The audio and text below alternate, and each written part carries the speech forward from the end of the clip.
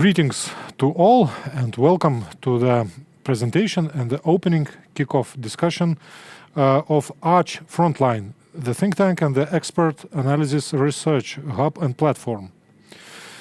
Lithuania, based on globally oriented platform, will be the point of gathering where the experts, decision makers, media, civil society figures from all over the world meet, share and exchange their ideas, insights and analysis on the main geopolitical and historical processes of our world. These are some of these main processes and topics the Arch Frontline project and think tank will be dealing with. So these processes are global standoff of democracy and authoritarianism with destructive radical ideologies, resilience and vulnerability of democracy. Also, of course, the nerve and the nutshell of this global standoff war in Ukraine, all its global implications, main trends, and scenarios with upcoming security challenges for the region, all European continent, and the world. Europe, US, and the state of the transatlantic axis of the West as the whole geopolitical subject, Middle East, Indo-Pacific, challenges in the future of these regions, state and the internal dynamics of the main authoritarian regimes in Europe and the world. These will also be the topics of the main interest of the Arch Frontline. The main goal of all this activity is to assist in helping general audience, media, expert community and decision makers not only better and sharper grasping but also modeling the ways of navigating through and handling all of these main issues of our common life in this more and more intertwined and interconnected world. And last but not least, my name is Kęstutis Budrys. I'm the head of the Arch Frontline, and today I'm honored and pleased to present this opening conversation on some of these main topics with Minister of Foreign Affairs of Lithuania, Kęstutis Budrys, and former US Ambassador to NATO and Special Envoy for Ukraine, expert on global geopolitics, Ambassador Kurt D. Volker. So welcome, dear audience, welcome once again to the discussion, opening discussion, and welcome, Minister Budrys. Yeah, welcome, Ambassador Kurt Volker. Thank you. Maybe I would start from you, Minister. You just been to Ankara, to NATO summit in Ankara. I wonder, what is your assessment on the state of alliance which is one of the main alliances of the West as the geopolitical whole of the geopolitical subject. So the state of the alliance itself is inseparably connected to the state of the West as a whole. What is your assessment on the current state of affairs and dynamics? Is NATO in decline? It is weakening? Is it getting maybe stronger, or maybe it's in some kind of transformation? Yes, indeed. It is in transformation right now. We are moving to the phase NATO 3.0, the very concept that was offered by Pentagon recently. I like it a lot. I like the very idea of stronger European part within NATO, as European being the conventional power within the alliance and the one that is more and more taking responsibility for the security and stability in its neighborhood. So it's number one. How to assess the overall situation of NATO where we are, it very much depends on the locus, on the place where you are, whether within or whether you are outside the alliance. So from outside, and speaking about all the commentators and media reports, and even in Ankara, there was the attempt to make this big drama that we are collapsing, something major will happen. We don't know whether the President Trump, that was months before the Ankara summit, will come. Then we knew that for sure he is coming with both secretaries, and then there was still intrigue what he will say, and everything was really smooth and stable as it has to be within NATO. So from inside, organization is looks much stronger than from the outside, and this is the problem when we are talking about the perception and when we are talking about the effectiveness of deterrence. And that's why the message of unity was so important then, just to say that we are here together. We are 32 at the table. We are discussing the things, how to become stronger. We're showing each other the numbers. We're implementing the pledge. So that was the message to the outside, to our adversaries. Don't try to test this.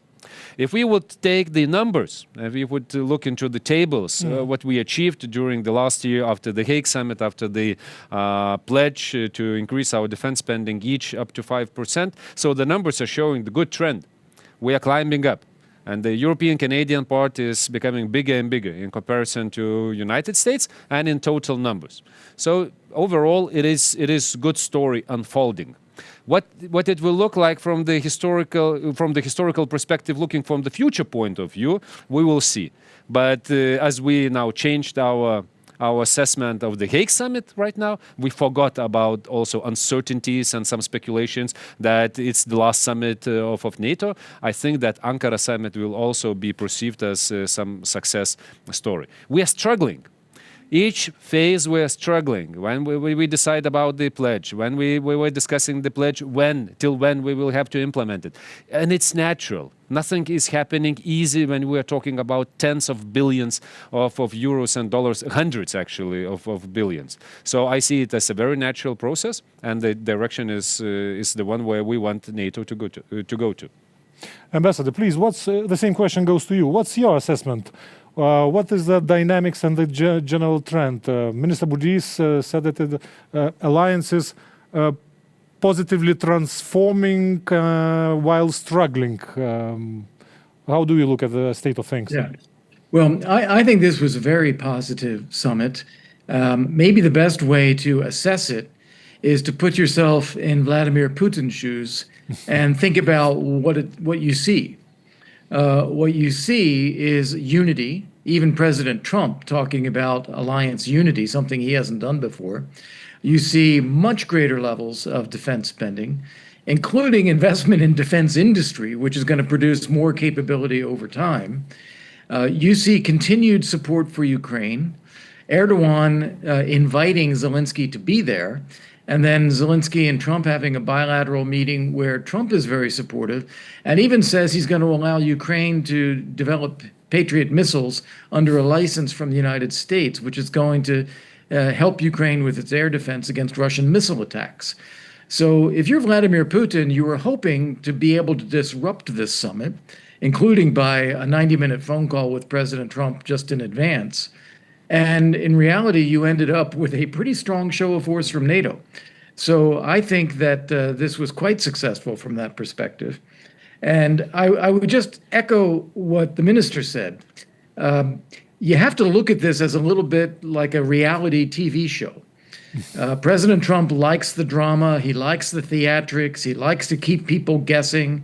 He goes and publicly criticizes Spain for its lack of commitment to NATO and defense spending. He calls into question various things. Maybe he'll move U.S. forces out of Europe. And then with all that tension, he provides the dramatic release as well, saying, oh, it was a great summit, everything's fine, great meeting, a lot of love in that room, and it made for a very successful summit. So that's the way I look at that, and I think we can come out of this feeling pretty good about where NATO is, and I hope that we keep it this way. Still, there are a lot of criticism and skepticism about such kind of assessments, of course, and one of the main line of this criticism and skepticism is that all the things are unclear. There is no clear plan. There is no clear plan, strategy, algorithms, you name it. From U.S. side, critics say that U.S. still are keeping like everything in like gray zone. They are kind of signaling, saying, and stressing and repeating that they are withdrawing at some extent from Europe. Turning more responsibilities leaving for Europe, but saying this, and it's everything ends with that. There is no clear plan, so to say, presented to Urbi et Orbi, and to Europe, and that's why it's keeping, and Europe. That's why it's staying in some strategically lost situation. They don't know what is going to happen, when, why, on what extent, etc. Do you agree with this? Yes, in some extent, but on the other hand, I disagree with this assessment. Okay. Starting from the very point that we know what we have to do. All the numbers which we are racing to achieve or already achieved No matter what US Yes. is doing and what will do, yes? those were the numbers that we knew before the new administration. Now it's not the new administration, before the Trump's administration coming into position. We knew after we agreed on our regional defense plans. According to them, we put down NATO capability targets. And that's why I'm advocating for declassifying those, just to stop these speculations that, we're almost there. There are huge gaps in our capabilities.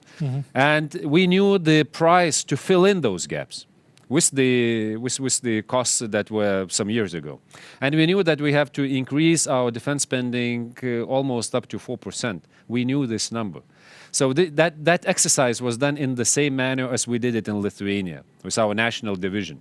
We said that we need this capability. It looks like this. It needs so many, tanks and stockpiles and everything. And the price is like this. And that's what we costed. In total, that was around 26 billion for us only. So we knew the price for it. And then the question was how to get there when the countries were not even making 2%, and we need above 3%. And then we had this huge factor coming into the scene. That was the President Trump, our strongest ally, saying that, look, guys, we need to spend more, and we need to increase our spending till 5%. Because there was no discussion why we have to do this before Hague Summit. All the discussion was around whether we can make it and how to implement it, because everyone feels tension and political burden with all the other priorities nationally, as we do in Lithuania. So that was clear what we have to do. What is a bit of in the gray zone, this is the ambition of Europe. That I cannot also feel on my fingertips what we are talking here about this autonomous European pillar. Because if we cannot fulfill the European pillar within NATO, with the huge backbone that is United States, how come you can become autonomous with not spending even twice what we pledged in The Hague? So this is something vague. And this is the concept and some hologram that is not working with Putin. He doesn't believe this stuff, these tables, concepts, and he believes what he sees. He sees armor. He believes deeds, not figures. Not words. Yes. And this is why I am really skeptical about the debate that is ongoing in Europe, and paradoxically, most intensively in those capitals that are spending least, about how Europe can be autonomous. Autonomous where? In blah blah field, or in a field where we should be able to plan our operations and implement them swiftly and independently. And we know that we cannot. So these two tracks, I see that they sometimes create illusion that we have a choice. We don't have a choice. If we want to have credible deterrence, that's within NATO, and that's keeping US as much involved into European affairs strategically as it is possible. Ambassador, so can I just jump in and say I completely agree with the minister here. The criticism that you read out is reflective of that attitude that, we Europeans can't do anything. We have to know what the United States plan is. No, that's the whole point of this greater European leadership and greater European capability. You don't need to wait for the United States. You can decide, you can do, and the fact of doing that actually makes NATO stronger. True. So, Ambassador, how do you see the potential of Europe in the strategic perspective in doing this, in transforming to NATO 3.0? Do you believe in this potential? Do you see that? Do you see that? Does it impress you? The potential, of course, there's an enormous potential. 500 million people, an enormous GDP.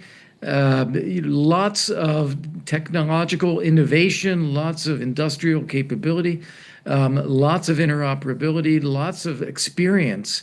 Europe has enormous potential. The difficulty is in organizing itself, making decisions, deciding to spend the money, deciding how to do it efficiently. Take a look at the European defense industry. I think that it is still far too fragmented. I think that there is no EU plan for how to stimulate industrial development as much as there could be. And I know this is a great frustration to the commissioner, who happens to be Lithuanian. I know he would like to see more, but the EU has found it very hard to organize this way. But the potential is enormous. You already mentioned a couple of times the person, which is some kind of, I don't know, whether it's an elephant or some ghost in the room, Vladimir Putin. Just in the days when summit was happening, Russia, like it was like impression double down or triple down on the terrorizing first of all, big Ukrainian cities, capital city of Ukraine, Kyiv, massively killing, just killing civilians, and I couldn't shake off the impression that was totally deliberate and demonstration, particularly to the summit, to the participants of NATO summit, and above all these killings, above all these fires was just a question of Putin addressed to the members of the summit. And what are you doing? What's your answer? What are you answering to this? Did you hear some kind of answer to this particular challenge, cruel challenge of Putin during the summit, Ambassador? Well, I think you're right. I think it was demonstrative from Putin to do this just in advance of the summit and try to show NATO that, hey, we're still here, we're powerful, you have to respond to us. You can't just support Ukraine and think that this is going to be okay. We have these means. That's the message he was trying to convey. I think he actually achieved the opposite effect. I think he actually contributed to President Trump's decision to agree that Ukraine can produce its own Patriot missiles, because clearly they need the air defense capability and there aren't enough Patriot missiles to go around. I think it contributed to that. I think it contributed to the greater sense of unity and support of Ukraine. If you think back over the past year and a half, when President Trump has talked about NATO Ukraine, NATO's support for Ukraine, he's always kept a bit of a distance.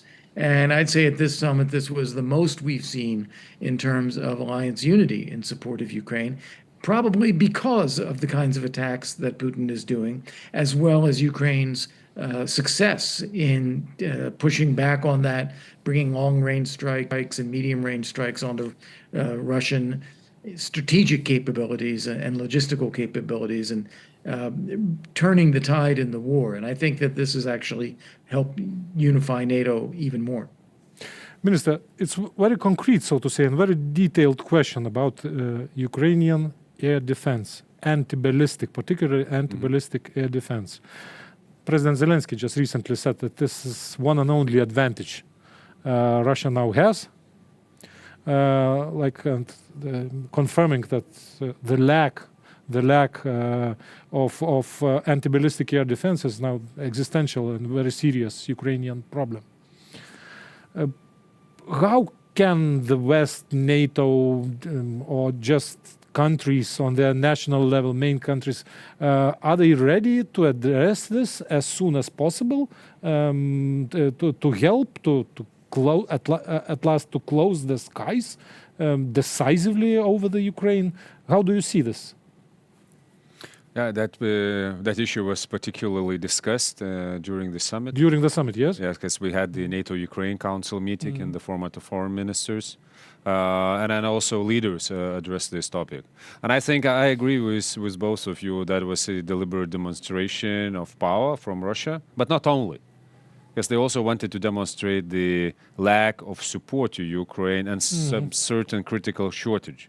Yeah. So there are missiles flying above the main cities. And essentially they succeeded. Yes, and what you can do about it, yes. You can do nothing, and they know the reason, and we know the reason, because there is lack of interceptors and in Ukraine, PAC-3 in particular, the ones that the Patriot system uses, and we know why. because we cannot produce collectively, and then mainly where those sites are right now, and then those stockpiles that we still have in some European countries, we are not providing to Ukraine because of other considerations and because of the need to have also for our own air defense. So this is really a big problem. And of course, there was an attempt to show that this overwhelming upper hand of Putin and an advantage on the battlefield. That is not true. Because on the ground, on the battlefield, and what concerns vulnerabilities of Russia's own air defense and success of Ukraine's attacks deep in the country, they show that the situation is changing, and the very mood was there. That there is some moment that is created by Ukraine, and it was not only for the summit, but it was overall during this year, that they can change the curve or the tide, as Ambassador just said. But in purpose to be more assured about the upcoming winter, we have to put more efforts in bringing more air defense to Ukraine. Meaning that how and when? And who? Well, some of the solutions are there. Of course, we should also believe and trust Ukraine's defense industry's capabilities. They found a way to create the deep strikes capabilities, their own. Drone, hybrid with the missiles and so forth, counter-drone, and air defense. That was the most effective that they created themselves and actually now exporting to Gulf, and also Gulf countries, also to Lithuania. But what concerns anti-ballistic is still lacking this element. So this is the one line of effort, as I see it. The other was just, increasing the production capacity and maybe bringing it closer to the place where it is the most needed. The other thing, of course, is to put additional pressure on Russia in other ways to put Russia at the table and negotiate. Because be it different parties to the war, and be it us, for example, on the side that is defending, we wouldn't be acting like this. You wouldn't be allowing just taking those barrages of ballistic missiles. You would just hit where they're flying from and they hit the other targets deep in Russia, causing them damage.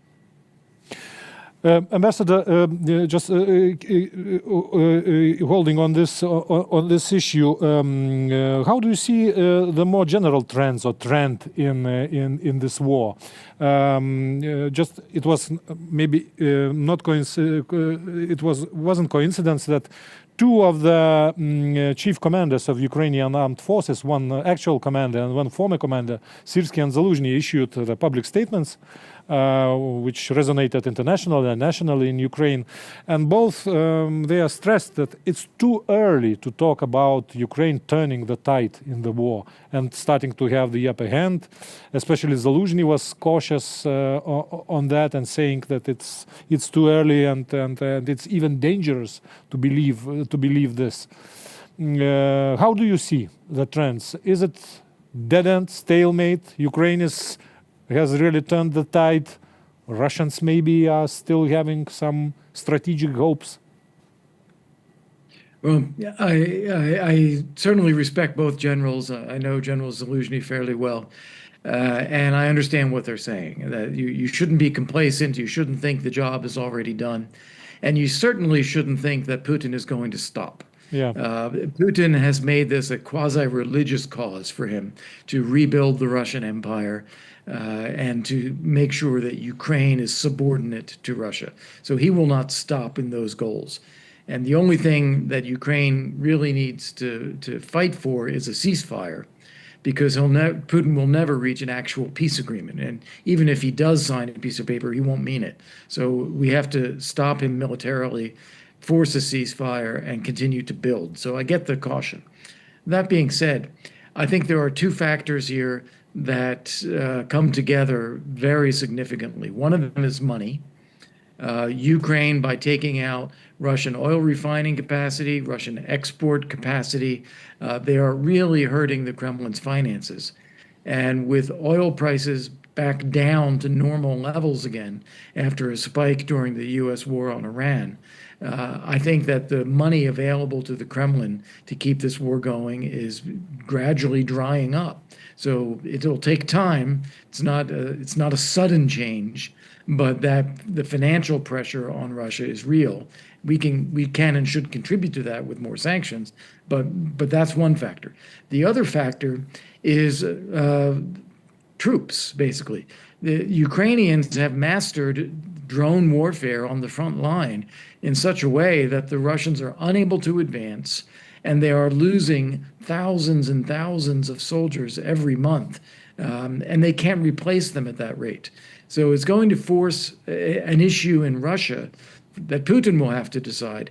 Do we keep trying to, get 15, 20, 30,000 soldiers a month into the military and keep losing them, in which case you have to institute some kind of national conscription in order to keep up those numbers?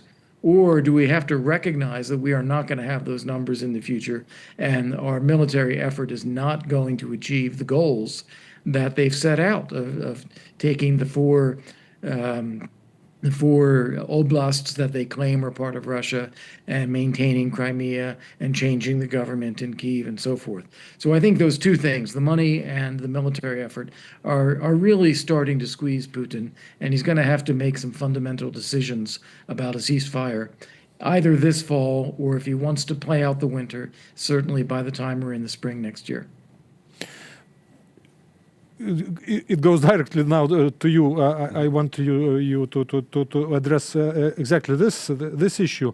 Yes, looking into the front line and situation in Ukraine, I agree with idea that Russians won't stop unless they are stopped, by sheer military power. And talking about the situation on the ground, on the front line, it means just stopping digging in front line into the piles of Russian troops and of meat and steel, so to say. Yes, but still we are not here. A lot of military experts on the Ukrainian war, they are saying that no, still Russians, especially in some critical places of front line, they still are very slowly, very painfully, but they still are advancing, especially in Donetsk, Donbass area. But yes, that we can agree upon is that, growing tensions inside the regime, strategical dead end of the regime, basically, yes. And what Putin is doing usually when he is finding himself in such a situation, yes, he is escalating.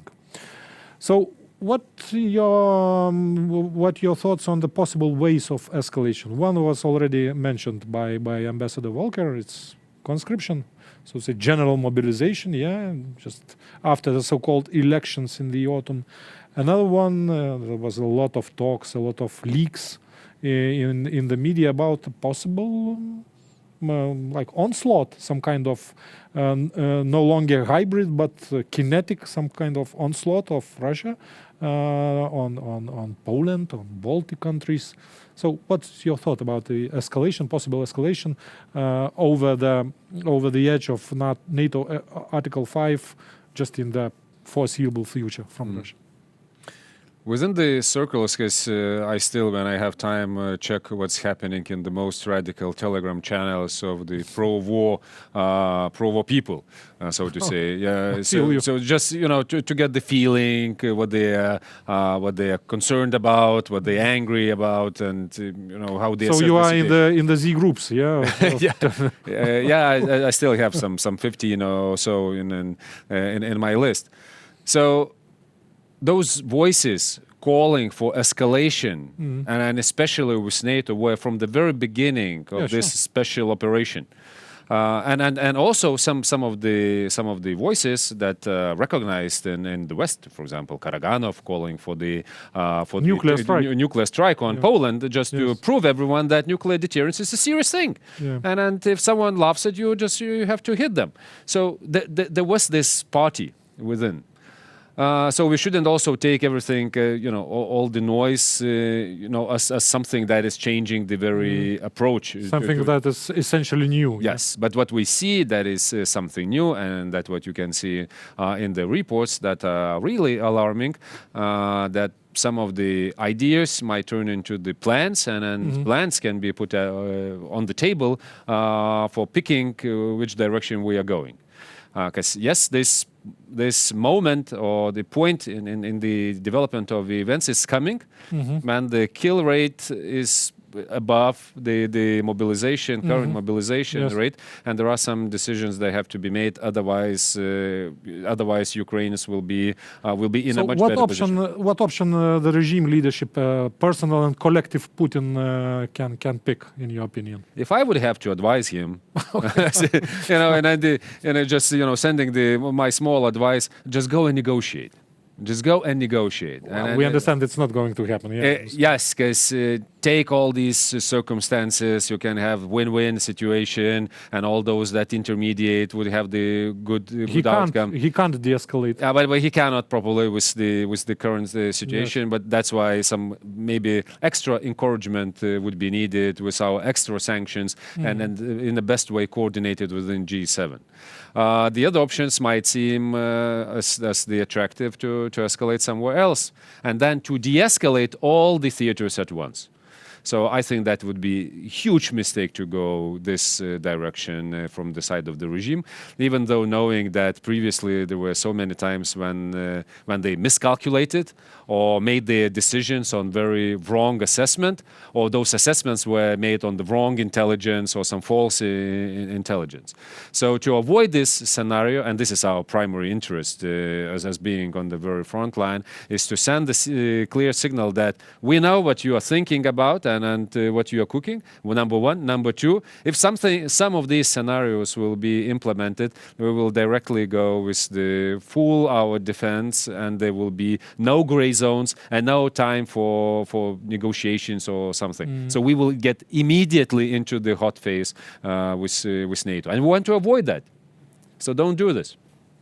Ambassador, what's your take on this possible scenarios, and what are the main factors that could encourage regime to opt for the maximum escalation, for open all-out war with NATO? What are the main factors which could withhold them from that? Right. Well, I think we always have to remind ourselves that Putin is not holding back right now. It's not like he's waiting for something to decide whether, okay, then I'll escalate and I'll do something else. Okay. He's doing everything he can, and it's not working. So he doesn't have that capacity to really escalate. I mean, he's losing the ground, he's losing the war slowly against Ukraine. He would certainly not win a war against NATO, and he's not going to try to take that on. In fact, my best judgment, and I don't know this as a fact, but my best guess is that the reports we've had about him considering an attack on Poland, something kinetic as you just described, are leaked into their setup, their intelligence plants. They're conversations among Russians that are meant to be picked up by our intelligence to get us to believe that they might consider that, so that we react to that. I don't believe it's real at all, because they know they would be destroyed if they were to attack NATO in that way. And likewise, nuclear weapons, I think they do the same thing. They talk about nuclear weapons to get us to react, not because they think that they would actually achieve any purpose, or that they could actually use them and get away with it. So I think his options for escalation are quite limited. And also, as I mentioned, I don't believe Putin ever will negotiate, because negotiating will mean recognizing that Ukraine is a sovereign, independent country. Yes. It would mean recognizing that Zelensky is the legitimate leader of Ukraine. And it would mean recognizing that there's an international border between Russia and Ukraine. He'll never accept those things. So I think the best that we can hope for is a ceasefire that we then prolong and deepen and make real for the long term. That's the best we can achieve. And I think the issue for Putin, and this would be, I heard the minister, if I could give advice to Putin, it would be stop before it's too late. You are going to come to a point where you're going to have to choose between continuing this war or fragmentation of the Russian state, the finances, the regions, the support of the intelligence services and the military and the elites. This is all getting more and more tense. You got to stop before it gets too far. And I think that is what we should be pushing to make that choice as clear as possible to Putin. We can't separate what's happening in Ukraine from what's happening in the world, in other regions where the tension is mounting or even it has erupted in war, And of course, what Russian dictatorship is always hoping and counting on is that destabilization in other parts of the world and some help, like in the song, a little help from my friends, from other dictatorships launching other wars with global implications. First of all, I'm talking about the Middle East, How do you see now the situation? President Trump being in Ankara summit, just basically he said that it's over, All the negotiations, is over and war, US and Iran is at war again. I see Ambassador smiling, but you first answer to how do you see the situation and the possible implications of this situation again to the global geopolitical stability and to the situation in Ukraine? Overall effect on the global stability, be it political, be it security-wise or economic-wise, is huge. And you can see everywhere, and be it the gas station or with the inflation of the prices everywhere in the shop, you can see the effects of it. And we will see them even more in the second half of this year when the fertilizers will hit hard, with the prices of fertilizers will hit hard the farmers everywhere globally. So it's a big thing. And that's why we have to share also the solution as Europe and as a European also nation. So first of all, we do not see it as something outside there, not ours. I don't want to have anything related to it. So Lithuania doesn't took this stance. We said that we will share this with being part of the and with our contribution being part to the solution. First of all, free navigation through Hormuz Strait. It's in our interest. For oil products, for LNG, for fertilizers to move swiftly. And without the creation of any bad precedent of being tolls collected from the vessels crossing the straits, that would create a nightmare everywhere in the world. Indirectly and directly, it affects the very aggression against Ukraine and the dynamics also. So first of all, it feeds the Russian war machine through the increased prices in oil. Now again, they peaked. Distracts the West and US first of all from the war in Ukraine. And it's one of the underestimated from the outside, of course, resources that is so important in all the security situations. That is the working hours of the leaders that are making the decisions and on what they're working at the specific time. So if you spend 4 or 5 hours on the Middle East, it means you have less time to spend on Ukraine issue. And yes, the attention is now back again, directed and concentrated on Middle East. So this is the effect. The potential to supply Ukraine with the air defense. Now with the increased demand in the Gulf countries, we see that it also decreased. Overall stockpiles in the United States, we also see it as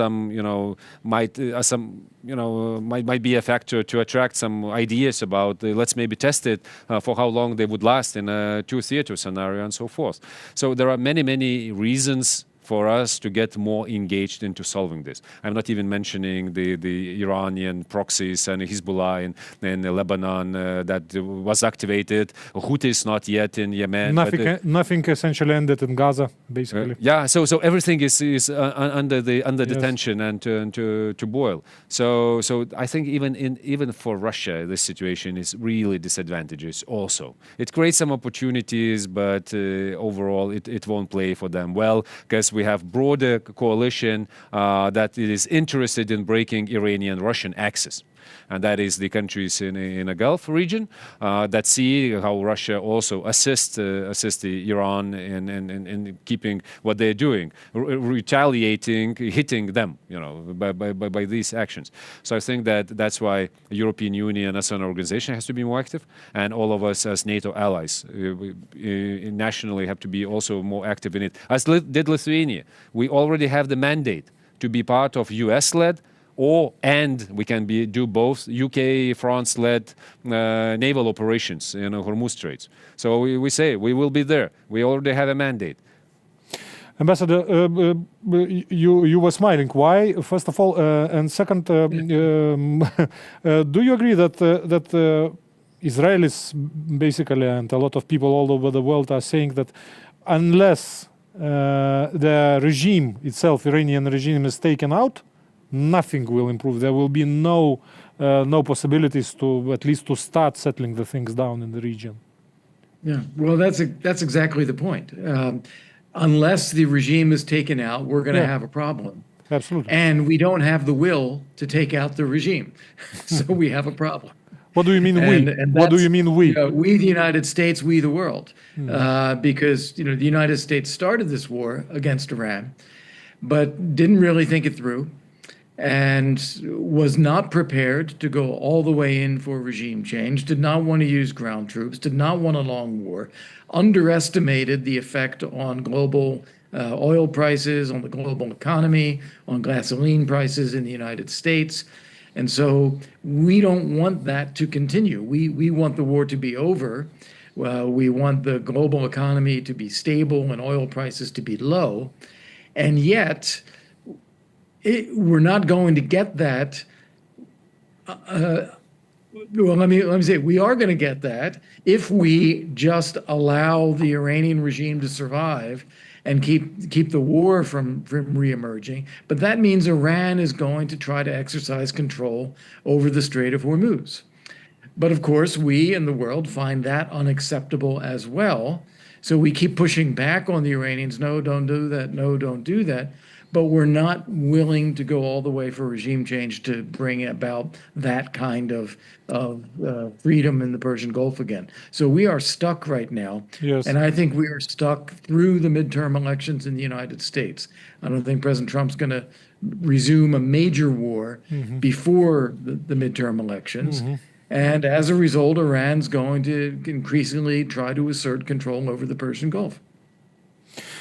Okay, last but not least, let's talk shortly about, and summing it all up, about apocalyptic nightmare scenario involving China.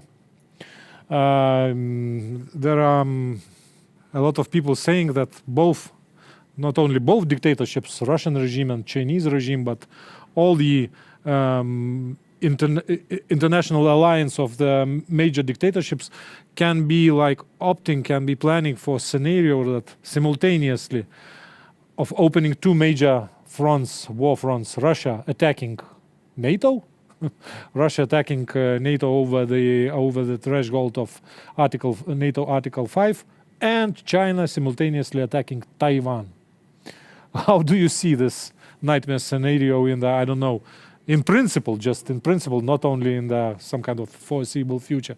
Minister, maybe to you, this question to you. I'm now better placed in a position where I could answer what to do and what we should be prepared and what we are planning instead of drawing the scenario. So I would be happy to hear from Ambassador's point of view what would be the scenario. But I can assure you there's two theaters situation, and we're thinking simultaneously about the two things. It is connected by potential attempt to test or overstretch capabilities of United States. Yes. We all understand that this is the glue for these two scenarios, and especially now when we had the third one in the Middle East, when we understand what are the consequences for the level of the stockpiles of United States. We all see in some of the tables where you can see how many years it will take to rebuild and then regenerate some of the missiles that were used in the region, and it is obviously known for Russia and for China what's our current status. And when we have these timelines, and especially when we circulate them publicly and discuss them, when we say that, we will be ready in 7 years, we'll be ready in 9 years, and we'll reach 5% of GDP, all of us, in 2035, be me on the other side. Yes. Why to wait? Yes, absolutely. Why to wait Yes. those 5-7 years? And if I have this task in front of me, and if I can calculate that, okay, maybe it's 80-20 that I will be successful. So the challenge is in front of us how to make deterrence in both theaters effective. So we know what we have to do in Europe already. It means that we understand that in case there are two theaters, more U.S. capabilities will be drawn back to United States, first of all, because that's the top priority, and that's what we heard in national security strategy and defense strategy. The other part will be also given to the Indo-Pacific, and then we Europeans will have to manage conventionally more difficult situations than we thought. So we know what we have to do. Then the question is, what's our contribution in the Indo-Pacific as Europe's contribution? In the case something is there. That's why during the Ankara summit, NATO IP4 meeting, we also had the South Korea, Japan, Australia, and New Zealand, is so important. It shows to the others that we connect these things. We already see that, okay, this is not North Atlantic, part, but still we see as it affects our security situation, and we want to cooperate. We want to keep stability. So there are many, many challenges already based on this assumption that these potential theaters or security situation, if you will, they are connected. Ambassador, the final word to you on the things we were discussing, Sure. and especially this nightmare scenario. Yeah, well, first off, let me just say I agree with the minister's comments there in terms of what we do. The number one thing is deterrence. We have to have the capabilities, we have to have the will, we have to have the messaging to make clear to potential adversaries that this will not work. So deterrence is the main thing. Now, in terms of the likelihood of this nightmare scenario, I just want to say I don't think it's terribly likely. On the European side, I think that Putin knows he would lose and lose badly in any direct conflict with NATO, and deterrence there does work, and he won't do it. So we've managed that for the time being. There's a scenario where if the war in Ukraine ends, we get complacent, he builds up his military again for another 5 years, then we could face a different scenario. But right now, I don't think we face that prospect. Second, in Asia, I'd say the difference here between Russia and China is that Putin is reckless, Putin is aggressive, China's cautious and patient. And I think that's something that we can work with better in an Asia scenario than we can dealing with Putin. And then third, we have to remember that Putin and Xi are not equals, and Xi does not view Russia as a strategic, or Putin as a strategic ally. In fact, they have a lot of differences, and China would love to get Russia's east back into Chinese orbit again. So there's a lot that keeps them apart at the same time, and we can be taking advantage of those differences rather than being afraid that they're going to collaborate and create this global war. I think that's less likely. Thank you, ambassadors. Thank you, the minister, for you. the conversation and for overview of this state of the global affairs and the panoramic overview. Thank you, the dear audience. Till the next meetings in the Arch Frontline project.